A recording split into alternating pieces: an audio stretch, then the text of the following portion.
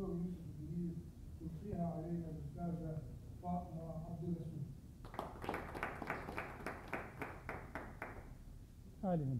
حالهم في البيت المكتمل ادخل من هنا.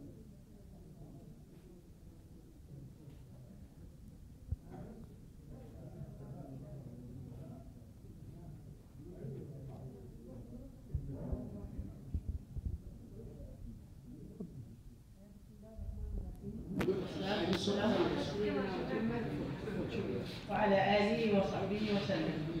أثناء بحثي عن الإنتاج الأدبي للكاتب الكبير يوسف إدريس تطلعت في كتاب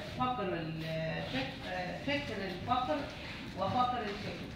فحبيت يعني أقول نبذة مختصرة عن هذه الفكرة لعلنا نستفيد منها، لأنها بتعبر عن الواقع اللي احنا بنعيشه وعن تصرفات كثيرة جدا بنعملها في حياتنا وفي عاداتنا وتقاليدنا في المناسبات وبيعبر عنها هذا الكاتب. فنقتبس من هذا المقال.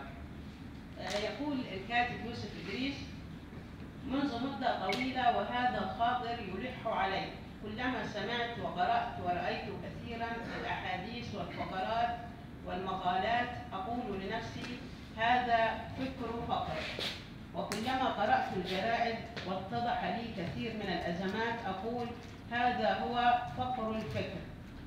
فالفقر له فكر معين، وحين أقول الفقر لا أعني شدة الاحتياج فقط، ولا أعني هبوط المستوى المادي للمجتمع إلى مستوى أقل من مثيله في البلاد الأخرى، ولكن الفقر المادي الحقيقي قد يكون لأناس ميسور الحال، ولكن طريقتهم في التصرف في ثرائهم فقيرة غاية ما يكون الفقر.